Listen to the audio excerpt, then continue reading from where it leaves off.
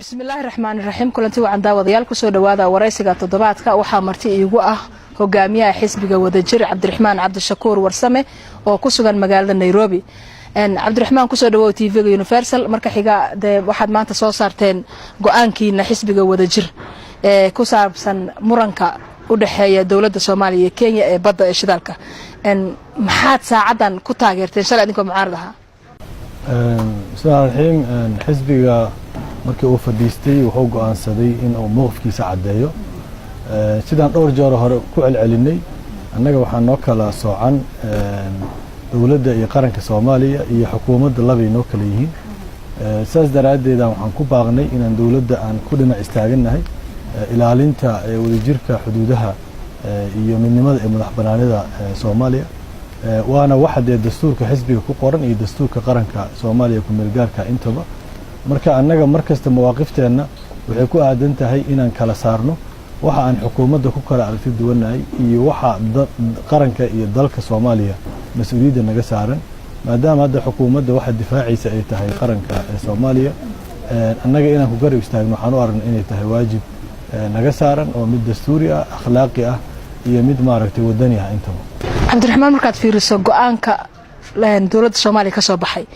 iyo kan hadda dawladda Kenya ay dalbanayso saddexda qodob ah markaad isbarbar dhigto muxuu kula muuqdaa wada hadalkaas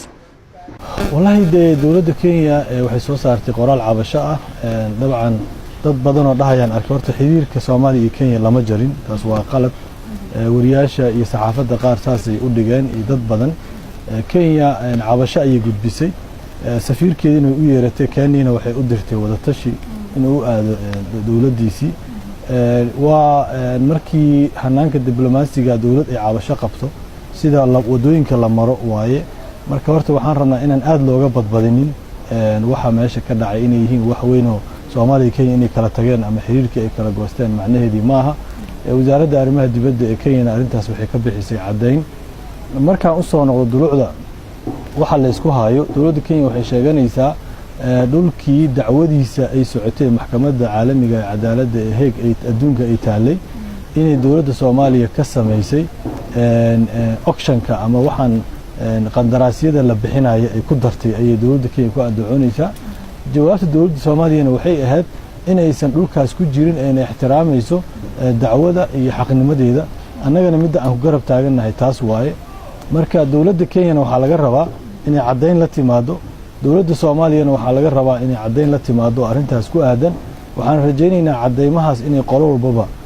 u soo bandhigto dadka khaasatan dawladda Soomaaliya shacabkeeda inay si daafurnaan ah ula wadaagto xogta iyo muranka meeshan ku jira dad badan ayaa wali aaminsan in waxa laga sameeyay London ay tahay bilawgii ama meeshii laga bilaabayay xaraashkii maaragtay ama iibintii xirmooyinkii shidaalka Soomaaliya laga qodayo dan si habsami ah u dhiga runtii annagana markii hore waxaan ku baaqnay in ayadoonan la dhameystirin shuruucda dalka laga marmaanka u ah in la soo saaro shidaal Soomaaliya laga soo saaro ayadoo la dhameystirin in arintaas lagu degdegin annagu shidaal Soomaaliya laga soo saaro qofka Soomaaliya rabta in laga manaafacaado qofka Soomaaliya rabta laakiin shidaalka waxa la yiraahdaa lacnadna wuu noqdaa khayrna wuu noqdaa labadaba hadba sida loo maareeyo ku xirantahay marka maareynta ayadoonan meel la saarin in lagu degdegaa annaga waa ka digaynaa saas daraadeed aan ku baaqaynaa in sharcigii baarlamaanka labada aqal la marsiiyo hay'adii Petroleum Authority-ga ama sharci dejinta qaabilsan arrimaha batroolka la dhiso kambanigii suuqgeylaha la sameeyo ee lagu heshiiyey golihii qaranka arintaas marjac u noqon lahayd la abuuro markii waxaas oo dhan la sameeyaa lagu dhaqaaqi karaa halkaas ayaan anagu aaminsanahay iyadoo aan shuruucdii la meel marin haddii hadda talaabadan ay dawladdu qaado maxaa caqabado imaan kara waxa caqabado imaanayo koow shaki waxa imaanayo in dadka ku howlan arrimahaas ay dana gaar ah ay ka dhex arkanayaan arrimaha shidaalka runtii anigu mutakhasis khibrad uma leeyahay laakiin waxaan ogahay markii kambaniyaasha laga iibinayo bloogyada waxna dawladda ayaa toos u gadayso u iibinaysa waxna dadka ku lugta leh yaa laga yaabaa in ay macaash ay ka raadinayaan meesha si marka ay mugdigaas u baxo waxa la rabaa heshiiskii la gaaray ee baydhabo ku gaareen dawlad goboleedyada iyo dawladda federaalka ah in la meel mariyo sharciga la meel mariyo hay-addii la dhiso marka hay-adda samaynaysa suuqgeynta shidaalka wasaaradda inay ahaato ma hadda waxa suuqa geynaya shidaalkeena waa wasaaradda batroolka sida heshiiskii ahayna dastuurka qabo waxaa waaye hay-ad madax bannaan oo sharci madax bannaan lagu dhisay in ayada shaqadaas qabato marka shaqadii hay-adda ay qabaneeda hadda waxaa qabanaya wasaaradda annaga marka waxaan diidanahay in laisdhexgeliyo hay-adda sharci dejinta waxay qaba lahayd iyo hay-addii madax bannaanada petroleum authority waxay qaba lahayd iyo dawladdii xukuumaddii laantii fulintii waxay qaba lahayd in laisdhexgeliyo ma rabo waxaan rabnaa in la kala saaro taasaana keeni karta daahfurnaanta arrinta meesha ay ku jirto andacoosha ay ku andacoonaysa dawladda Kenya in lagu daray suuqgeynta lagu daray xirmooyinkii iyo meelihii la isku hayay annaga waxaan u aragnaa in ay dawladda Soomaaliya arrintaas ay caddayn ka bixiso jawaabna ka bixiso hadday dawladda Kenya wada oohinta orgiga ka weyn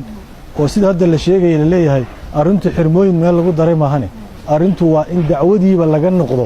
hadda waxaa laga rabaa taas dawladda Soomaaliya inay wada tashiga arrintaas ku aadan iyo difaaca arrintaas ku aadan iyo arrintaas taladeedaba iyo daafurnaanteedaba annaga waxaan ku baaqnay inay ballaariso dadka Soomaaliya ka wada qayb gelin waa gartay Cabdiraxmaan xilliga adiga aad wasiirka ahayd waxyaabaha lagu eedanayay ka ahayd badda waa tii la dawladdaas badday galatay shalay adinku waxaad dalbanayseen in wada hadal lagu dhameeyo maanta Kenya iyada dalbanaysa in wixii gacmo maxaa la geli jiray hoosa loo dhaqaa labadii dawladood in maxkamaddii laga soo laabto shalay adinka maxaa idin muuqday maanta ayaga maxay arkaan oo shalay idinku diideen processka dhowr jeer hore waa u sharaxay processka ayaa meeshaas ka bilowda processka wuxuu ka bilowdaa wax adiga markii aad wax ugu qabsato dawladda Kenya dhowr jeerna waan sheegay 2005 ayay xuduud badeed ayada u gaar ah iska jeexatay dawladdii Soomaaliya xilligaa jirtay mashquul iyo wixii u keenay way isaga aamustay annaga markaan nimadoon aragnay waxa meesha yaala waxaan nidhi waxaan dawladda Kenya ay samaynayso waa qalad waxaana qalad ku tahay xuduuddii isticmaalka ka tagay iyo sidii ay ahayd qalad ku tahay dawladda Kenya haddii laga aamuso marka dad badan oo Soomaaliyeed waxay iska leeyihiin ma laga aamuso Kenya lagama aamusi karo sababtoo haddii qof dhul ka qaato waa inaad ku qabsataa laakiin haddii aamusto sharciga waxaa jira wax la yiraahdo taqaadum ama dhowr iyo 10 sano hadda xaqaaga qofka inta qaata aad ka aamusnaato adoo ka daba tagi kara sharciga wuxuu tixgelinayaa dadkaas in ay leeyihiin annaga dawladda Kenya markaan qabsanay oo wada hadalkii aan furnay arrinta continental shelfis qalfoobadeed wax la yiraahdo meesha waa ku jireen oo nagu cusub markaas waxay keentay laba jeer annaga ayaga ka wada hadalnay arrintii waan isfahmi weynay dawladdii naga dambeysay ee madaxweyne Xasan Sheekh mar kale ka wada hadleen oo isfahmi waayeen sababtaasaa keentay in dacwad iyo maxkamadda la aado processka meesha ka bilowdo waayo wada hadalku maxkamaddii hadda arrintii tagtay maxkamaddii isku dayday Kenya inay dhahdo wada hadalkii aanu noqono maxkamaddii waxay tiri wada hadalkii dawladdii ku meel gaarka ahayd soo wada hadasheen waana isfahmi weyseen saas daraadeed dawladdii kale ee ku xigtay maxkamadda arrinta keentay meel loo noqdo ma jirto daas way xeer ilaaliyaha uu leeyahay dadka in taalo loo dhisay waa run taalo in loo dhisay Kenya badeena ka soo celin waan ku qabsanay dawladdii naga dambeysay waxay mudan tahay amaan oo waxay geysay dacwadii maxkamaddii geysay waa processka stepkiisii labaad dawladda hadda waxa laga rabaa meesha inay ku difaacdo ilaa maxkamadda go'aankeeda ka soo baxay inay meesheeda ay taagnataa laga rabaa dawladdan marka dawlad walba muhiimad ay lahayd wax marka la gaday iyo wax la xaraashi iyo waxna hadda ma jiraan dadka Soomaaliya waa la jaha wareeriyay siyaasiyiintana jaha wareerinaya dabcan oo ayagu isku sameynaya ismida madoobeynta laakiin hadda qof kasta Soomaaliya oo ku jira siyaasadda ama go'aanka laanta fulinta ama sharci dejinta wuxuu og yahay is-afgaradkii waagaas aan saxiixnay inuu ahaa bilowgii dhulka Soomaaliya in la soo celiyo dacwadii maxkamadda waa steepkii labaad ee lagu soo celinaa dhulka Soomaaliya in la soo guuleystana waa meeshii ugu dambeysay dawladana mid laga rabo waa mid sadeerta heshiiskaas waagaas adinka aad galeyseen is-afgarad bilow ahaa dawladana ma awood badnayn oo ku meel gaar ahayd ka horna dawladaha Soomaaliya iyo Kenya darisay ahaayeen bad iyo murana ma jirin xuduudo la isku qabto way jireen ma la dhihi karaa dawladdaas xilligaas awood darri idin haysay in daldaloolo adinka aad sameyseen maanta muranka uu sala dhigu yahay soo uu noqonaa waa ku sharaxay xamdiye waxaan ku dhahay 2005 dawladda Kenya waxaan iska calaameysatay ayada ay tiri xuduudeedu waa sidan moogta wax in maanta aan ku noqono muhiim ah annaga waxaan risaan ma ahane waa sidan markaan isqabanay adduunku ma aha ashqaas ma aha dawladuhu shakhsiyaad ma aha system iyo qaab ay ku wada hadlaan oo dawladnimada ayaa jirta taasa marka annaga waxaan sameynay inaan ka bilaawno war waxaan annaga iska idinka ma lihidiin aan isku gardhigano labada dawladood ayaga isgar dhigta marka hore haddii isfahmi waayaan waxay dalbadaan dhexdhexaadin dhinac saddexaad dalbadaan haddii isku fahmi waayaan dhexdhexaad dhinac saddexaad waxay aadaan maxkamadda istaadiyada saas u kala horeeya ma aha inta iska qaadato adigu haddii dhulkaaga maanta lagu qabsado horay inaad tiraahdo waa inaad maxaad uga haystaa horta dhulka ana iska leh dawladdeena isteeb ay qaaday dawladdii nagu xigtay isteeb kale qaaday dawladdaana isteeb kale u yaala taasaana ku dhinac taagan anaga hadda aan rabnaa in hadiiba wax yar ay jiraan dawladda Kenya waxay dhigeen dhulkan waana la siiyay cadeymaan haysanaa waana kan ducashaasi la imaan lahayd dadku waa in waxyaalaha iska basiidka ay fahmaan moogta marka annagana waxaan difaacayna dawladdii nagu xigtay waxay difaacaysaa tan hadda warqadda ay soo saartay isay u hadasho waa waxaan ku taageerno mar rabno marka arinta in mugdi la geliyo luuq la galo marna anaga ma ogolin waxaana meeshay joogto in uu dhameeyo halkaasna ay tahay meesha ugu dambeysay ay ugu qarba marka hadda aad fiiriso go'aanka dawladda Soomaaliya iyo qodobada ay hadda leeyihiin ha laga laabto Kenya ay saddexda qodob ay leedahay cadda warka Kenya waa cad yahay ha laga noqdo doodii ama dacwadii taalay oo wixii wada hadal mar haddii aan heshiino wixii waxay noqonaysaa wax hoosaasin u muuqda inay Kenya ka garawdo ay qaadato in ayada lahayn oo ay tiraado waxaan maqashiisanahay dawladda Kenya haddii ogolaato dhulkan Soomaali inay leedahay dhulka horta sababta la isku haysto khayraad shidaal fara badan ku jira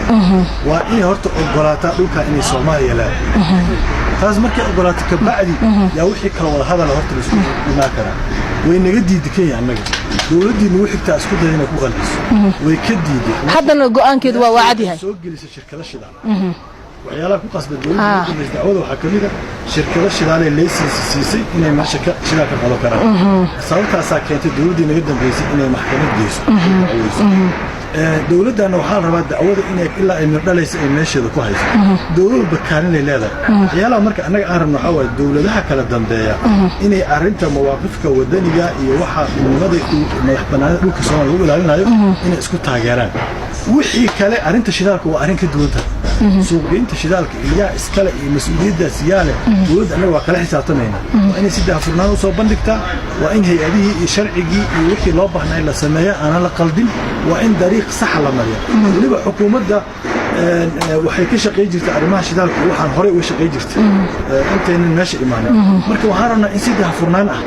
arintaas loo muujiyo oo banaanka loo soo dhigo oo si cad ay dadka Soomaaliyeed ay u ogyihiin laakiin arinta xuduudda iyo muranka noo dhaxeeya ee maxkamadda yaala waa muhiim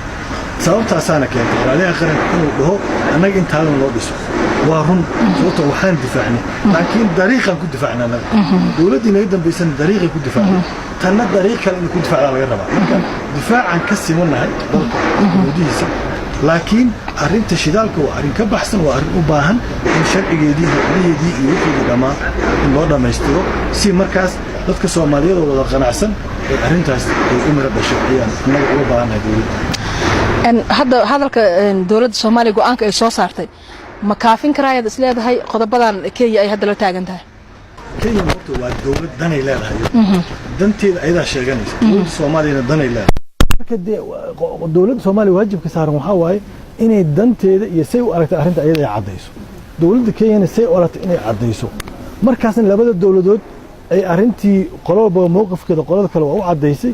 steps ku xiga marka waxaan ka war dhowreynaa talaabta ay qaado dawladda Kenya hadda dawladda Soomaaliya way soo jawaabtay jawaab diblomaasiyadeed oo hufnaan lahaa sida runtii ah ay soo jawaabtay waxaan rabnaa marka inaan ogaano falceliska dawladda Kenya ka soo baxan sugayna hadda kama hor dhici karno inay ku qanacday jawaabta ay bixisay dawladda Soomaaliya in kale dawladda Soomaaliya waxay tiri dhulka aan shidaalkiisa beecinayno baloogidiisa kuma jiro dhulkii la isku haystay waxaana ka war sugaynaa maxkamadda dawladda Kenya marka ayada la rabaa inay jawaabta ay dawladda Soomaaliya ay bixisay ay ku qanacdo waxaana rajaynayaa si derisnimada iyo midnimada iyo waxaan rabaa iyo saaxiibtinimada labada loo ilaaliyo dawladda Kenya iyo madax banaanida iyo wadajirka dhulka Soomaaliya iyo dawladnimada Soomaaliyaba wax badan ay Kenya anaga noo qabatay oo dadkeena shacab ahaan iyo dawlad ahaanba ay noo qabatay laakiin waxaan rabnaa inay ixtiraamto madax banaanida iyo dhulka Soomaaliya iyo dawladnimadiisaba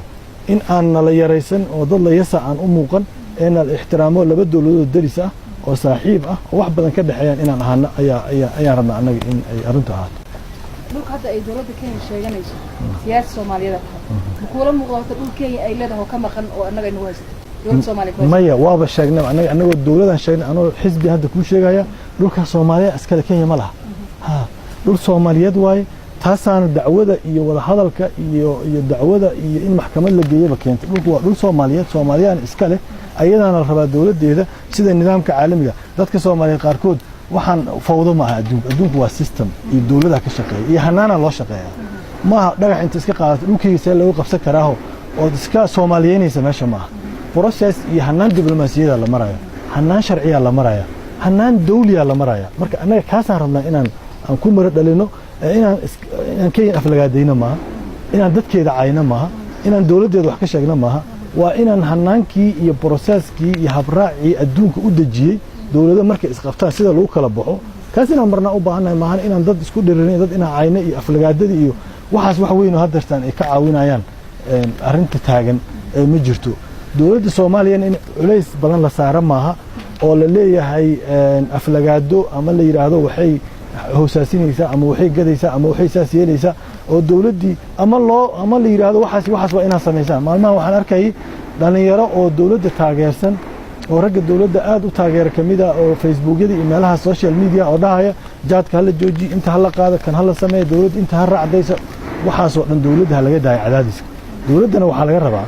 go'aanada noocan oo masiiriga markay gaarayso inay wada tashiga balaariso dadka xisbiyada siyaasadda maamul goboleedyada ayada dawladda laamaheeda kala duwan ma aha dhowr qofood intay qol gasho ee go'aan soo gaartay sax ma ah waa in laanta fulinta sharci dejinta gobolada xisbiyada kulli arrimaha masiiriga oo qaranka waa in laga wada tashada si mowqif midaysan oo dawladnimo leh loo wada gaaro arrimaha markay heerka yimaadaan waxaan dawladda marka uga digaynaa inay kaligeed go'aamada qaar ay ku degdegto laabta hadda ay qaado way fiican tahay laakiin tilaabooyinka soo socda waa inay talada ay badisaa ayaan haddii dowladda Kenya waa dowlad weyn murankan badana muddo soo jiitanayo haddiiba dhulkan dhul Soomaaliyeed iyo uusan lahayn aysan iyadu lahayn maxay tahay sababta ku riixaysa xilligan taas Kenya la weydiinaya laakiin waxaan ku sheegayaa maxkamadda cadaaladda adduunka dacwooyinka noocan qaada tiradii ka batay oo dawladda isqabsaday oo xuduud sheegtay oo saan la yeelay waa laga yaabaa in dayaca iyo tabardarrida iyo laga faa'iideysan isleeyahay iyo dawladda Soomaaliyeed xoog leh aan jirin laakiin dad Soomaaliyeed xoog laha nool dadka Soomaaliyeed xataa siyaasiyiinta wax kasto laga sheego si kasto maaragtay loo aflagaadeeyo waa dad Soomaaliyeed oo damiir leh oo waxyaalaha mustaqbalkooda iyo dhaawici kara iyo wax u kala soocan yihiin marka dadkeena Soomaaliyeed inay soo foojigan yihiin dadkuna ay ilaa xad damiir ku harsan yahay siyaasiyiinta yaa keenaysa in la dhiciyo arrimaha qaarkood iyo arrimahaanu meel la geey karaba jirinba xataa qof hadduu isku dayo inuu kaligiis la dhuunto oo is yiraahdo dawlad hebel kaligaa wax u saxiix ama dawlad hebel kaligaa wax sii wixii dee wax meel tegaya oo sharciyada yeelanaya ama adduun tegaya maaha waxyaalo badana keenaya laakiin inay dawladdan yeelato isku dayda inay adiga wax ka qaadato maxkamadda cadaaladda adduunka waxa loo sameeyay waxa waa dawladaha noocaas waayaba intaasoo dacwadood oo ugu hadda waxaan u maleynayaa imaaraadka iyo qatar miyaa maaqan maxkamaddaas ay dacwadeeda qaaday Norway iyo Ruushka qaaday intaasoo dawladada haysta adduunka marka anagu ma dhahayno waayay dawladda u sameynaysa laakiin anaga inaan danaheena iyo masaalixdeena aan difaacano ayaa muhiim maxaa wali u taagan shuruucdii batroolka ee hagi lahaa xukuumadda laga rabaa in waxa lagu heshiiyey sharciga batroolka 2008 la sameeyay waagii dawladda Allah naxariista madaxweyne Cabdullaahi Yuusuf laakiin hadda maadaama dawladda dib loo habeen lagu sameeyay sharcigii oo maamul goboleedii iyo dawladda ay ka wada hadleen sida khayraadka iyo shidaalka iyo macdanta iyo waxa wadda ka soo baxay loo wadaagayo sharcigan dib habeen lagu sameeyo heshiiskii la dhex geliyo sida la ii sheegay sharcigii hadda baarlamaanka hor yaala waa inuu baarlamaanka aqalkiisa golaha shacabka ee kan golaha sanadkaba ay ansixiyaan ka bacdi sharcigaas wuxuu qorayaa marka in la sameeyo hay'ad la yiraahdo Somali Petroleum Authority hay'adda sharciga u qaabilsan sharciyeynta arrimaha batroolka oo hay'ad madax bannaan oo commission ah oo sharci leh oo baarlamaanka ansixinayo taasa marka waxay waxa kale oo la sameeyaa company ay leedahay dawladda Soomaaliyeed oo ah company-ga asaga u qaabilsan suuqgeynta iyo arrinta sahminta iyo waxyaalahaas oo dhan marka hawshii hay'adda iyo hawshii company-ga hadda waxa haya wasaaradda haysa saxna maaha inay wasaaraddu hayso wasaaradda mas'uuliyadda laga rabo waxa waaye inay howlahan ayada faasiirteed garayso ay sameeyso oo ah inay hay'addii petroleumka hay dhisto inay company-giisii loo dhisi lahaa sharcigiisa ka shaqeyso markaas hawshan ayada ay ku wareejiso marka laakiin hawsha shakiga waxa keenayna waxa waaye inay qayb kamid ah laantii fulinta inay kaligeed hawshii wadato meesha mugdiga ka imaan karo anagana aan hortaagana leenahay war wixii lagu heshiiyey iyo sharciga dalka loo hogaansamo halkaas waa meesha aan ka rabno dawladda inay si daafurnaan ah oo cad oo transparency leh ay u soo dhigto sidee wixii wax loo difaaci karo ay noqdaan laakiin haddii dawladda kaligeed wixii la oroday kaligeed wixii la dhuumato dhibaato un baad ka imaanaysaan aaminsanahay dawladdan hadda waa federaal maamulay leedahay oo maamul goboleedyo oo dawladdii hoostaga marka sharciyada saan oo kaleeto batrool u yimaadana maamuladu waxay ku xisaabtamaan qaarkood deegaanadooda inay ka soo baxayaan sharciga kala hagaaya hadduusan jirin caqabada intee la egaa horta ka imaan kara wataan baa maantood aan ku celinayno sharciga in la sameeyo waxa lagu heshiiyo waxa la kala qaadanayo deegaanka oo shidaal ka soo baxay dawladda federaalka waxay leedahay waxa la kala helaa sharcigii qoray waa kan aan leenahay baarlamaanka laga ansixiyo markaas waa la ogaanayaa cid walba waxay leedahay iyo xuquuqdeeda iyo intii helayso taas waa midda keenaysa kala ilaalinaysa waa mid aan leenahay shidaalku marna naxariisoo noqdaa marna lacnadoo noqdaa naxariis wuxuu u noqonayaa in laga faa'iido khayraadkiisa haddii marka la isku dagaalo dhibaato keeno wadamo badan dhibaato keenna waa jirtaa inuu kaa asnaada roon intuu dhibaato ku keeni lahaa dhibaato soo u keeni marka waa in sharciyada iyo hay-adihii iyo hanaankii dhammaan marka hore la diyaariyo si hadhowdii markuu soo baxayo shidaalka loo ogyahay meeshuu marayo sida loo qaybsanayo sida loo kala qaadanayo cid walba waxay leedahay waxaasoo dhan la ogyahay hadda tusaale haddaan ku siiyo shirka hadda ay dawladdu leedahay waxaan ku soo bandhigaynaa xog dad badan ee aaminsan annaga aan ka midna inay xog dhaafsiisan tahay waxaa lagu qabto magaalada London waan weydiiyey dadkii shirka qayb galay waxaan ku dhacay maamar lagu qabo waay meel nabadgelyo kama jirto haddaan nabadgelyo ka jirin see shidaalkiisa u beecinaysa soo nabadgelyo sugtoma horeyso marka dawladdu waxyaalo badan ay ka boodaysaa jiro oo baahan annagana waxaan u taaganahay dawladdu waxay ka booday in lagu soo celiyo oo la yiraahdo dariiqan kii saxdahay ma aha annaga waxaan u taagan dhanba waa sixitaan markay dawladdu saxan tahayna waan garab istaagaynaa weliba arrimaha qaranka markay tahay markay qaldan tahayna waan soo celinaynaa taas waa arrinta aan rabno inaan dawladdu hadda 2 sano u dhamaatay waa kala bar labadan sano sanad wixii ka dambeeyay waa iska campaign iyo musharaxiinta xiliyadoodii maxaa isleedahay inkastoo mucaarad tahay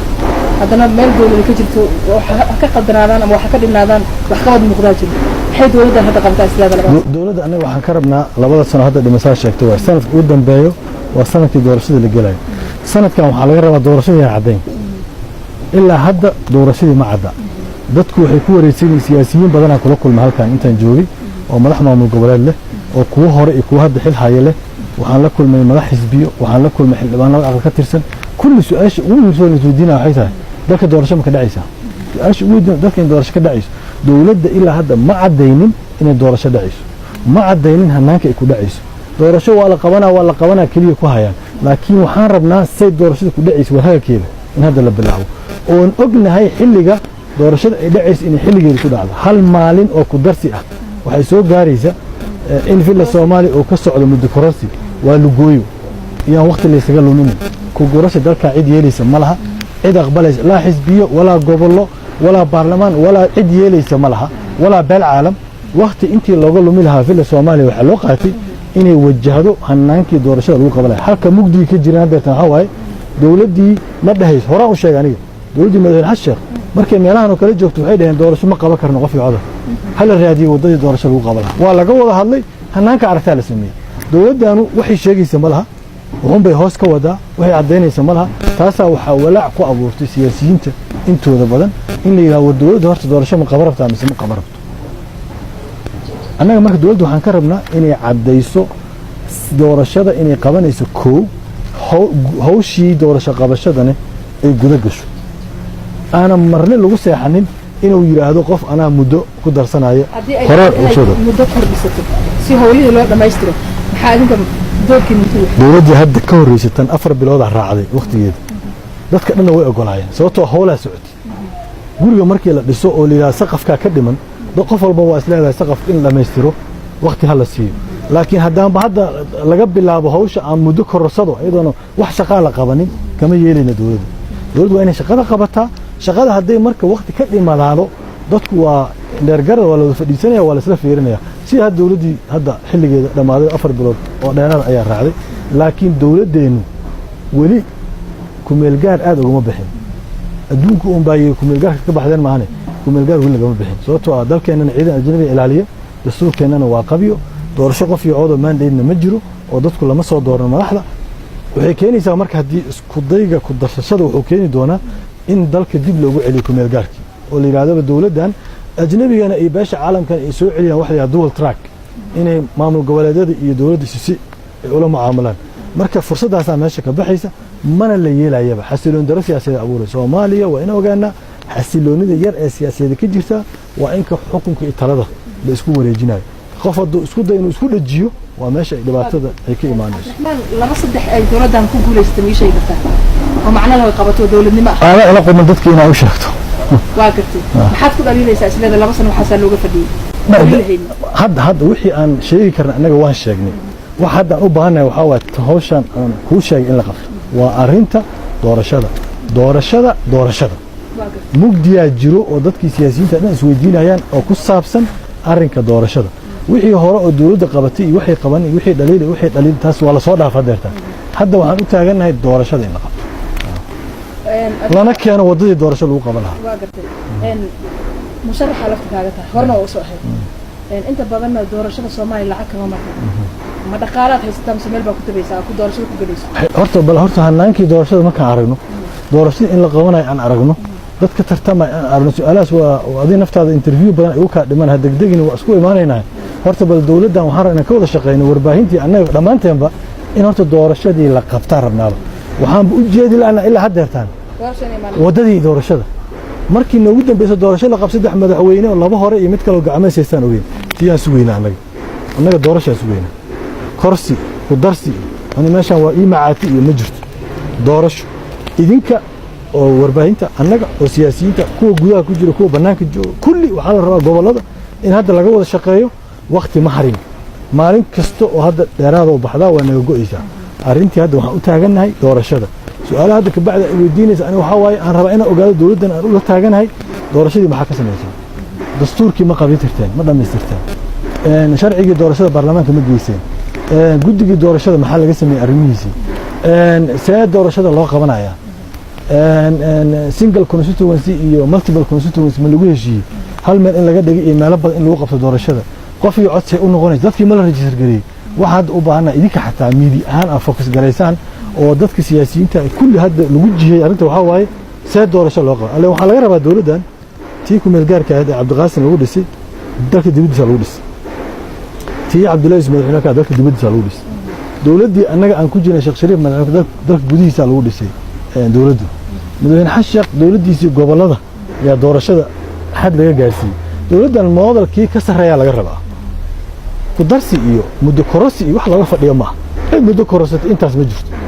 cid ilaa carta laga soo bilaabo cid muddo ku darsatay ma jirto qof walba xilligeeda meesha dhigaysa doorashay gelaysa marka muddo korosi iyo riwaayadda iyo riyada inta la iska dhaafo hanaankii doorashada hadda aan aadna aniga qabaa waana mahadsantihiin wasalaamu calaykum aad baad u mahadsan tahay cabdiraxmaan cabdishakuur hogaamiyaha xisbiga wadajir ayuu ahaa oo waraysiga toddobaadka marti igu waxaan kaaga mahad celinayaa waqtigaaga qaaliga iyo sidaad nagala qayb qaadatay waraysigan waa mahadsantahay